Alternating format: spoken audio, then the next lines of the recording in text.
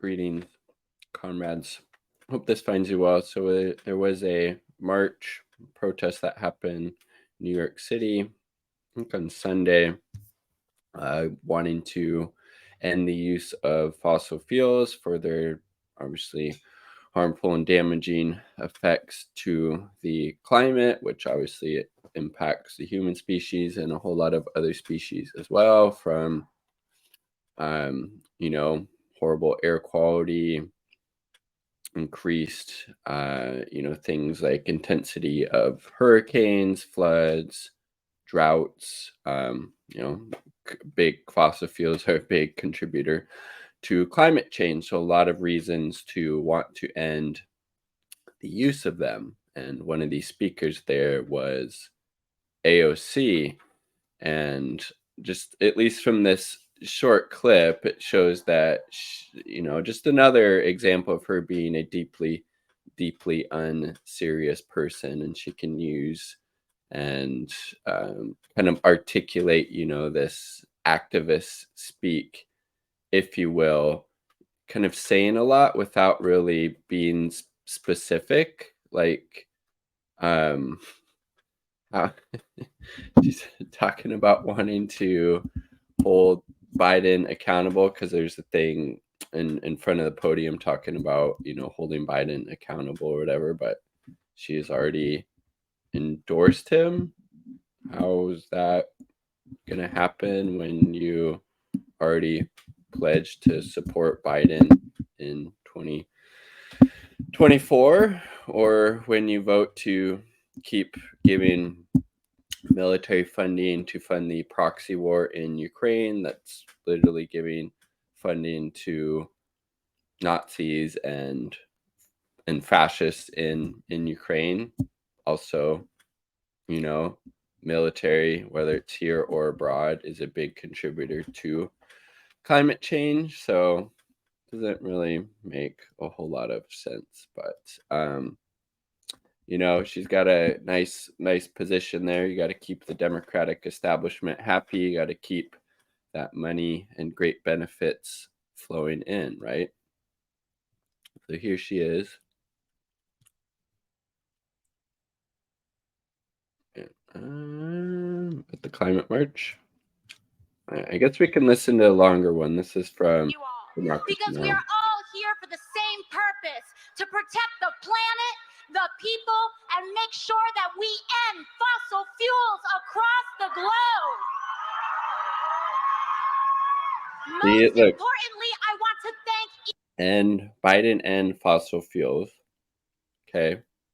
But you already endorsed him and talked about how he's done a lot of good, even though in the first 2 years of the Biden administration, they approved more oil and gas drilling permits than Trump. So just more performative theater, performative outrage that's not really going to lead to any change. Unfortunately, I don't think so. Each and every one of you for being here and for showing up in force. It means something when people say, "Oh, we're thinking $5,000, $10,000 people are going to be here," and 70,000 people show up. That means something, because we are in rooms, and I'm in rooms in Washington all the time, where people say voting to fund the Nazis in Ukraine and giving puff piece interviews to Pod Save America about how great Joe Biden has been in so many areas. That they have a commitment to this issue, but we need urgency on this issue, right? It's so urgent, then why did you already uncritically give your support for Joe Biden's reelection without getting any type of concessions? It was like, could have been a similar like force the vote scenario. Like, I'm not going to vote. I'm not going to support for Joe Biden to get reelected until he curtails these oil and gas drilling permits, or tries to end subsidizing these huge, massive, fossil fuel companies, or whatever it may be that you would think would get to ending fossil fuels. Why not go about it that way instead of just giving these, flowery, speeches at this march? Now, right now. And the way that we create urgency on the issue of climate is when we have people all across the world in the streets, showing up, demanding change, and demanding a cessation of what is killing us.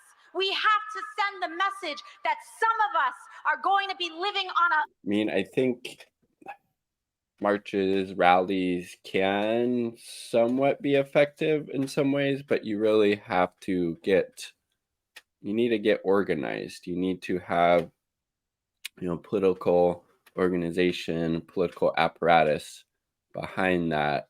And these fossil fuel companies aren't just going to stop doing business because there's some people in the streets in New York or wherever it may be. They're making billions of dollars, record profits.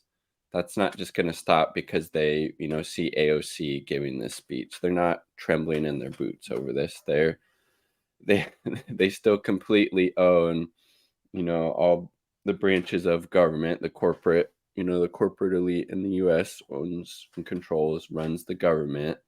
That's not going to change by this. What would really impact them would be when their bottom line, when their economic interests start to be impacted. And this isn't going to do that, unfortunately.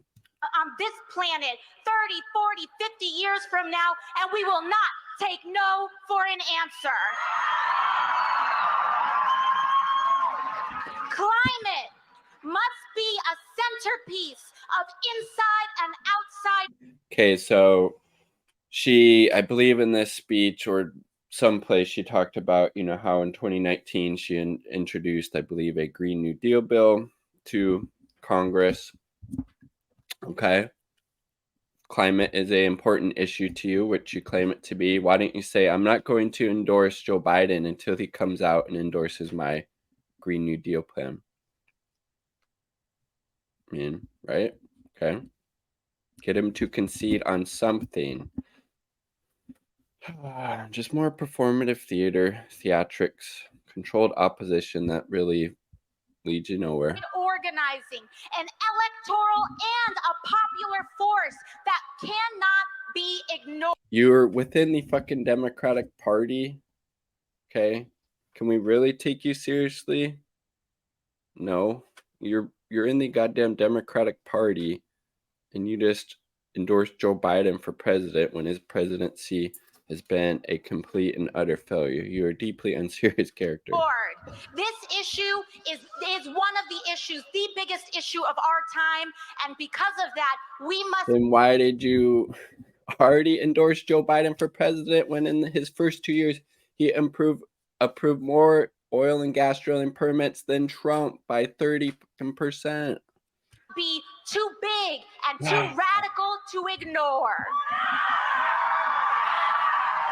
You are not radical. You're just playing one on TV. The first piece of legislation I introduced in 2019. Here we go. Green New Deal. Where does Biden stand on that? Right? Okay. Was the Green New Deal, which demanded. PSL candidates would support that. Cornel West, probably other left-leaning third-party candidates for president would support that. Think fucking Joe Biden's gonna support that? Get the fuck out of here, dude. Come on. You're deeply, deeply unserious. A 10-year timeline. And at the time, people said it was too naive and too unrealistic, and we didn't take no. Yeah, but what happened with that? Did that go anywhere? I mean, they were kind of right. For an answer. We still won't take no for an answer. Okay. Well, you did take no. Like, where's Biden on that? You're endorsing Biden. You think he's done a lot of good in a lot of areas. I mean, okay, I can't take any more of that. That is just complete and utter hot garbage. And I'll show you some of the receipts that I was talking about in that video. So here we go. Biden's oil gas drilling approvals outpace Trump's. Massive fossil fuel expansion undermines U.S. climate commitments. Okay.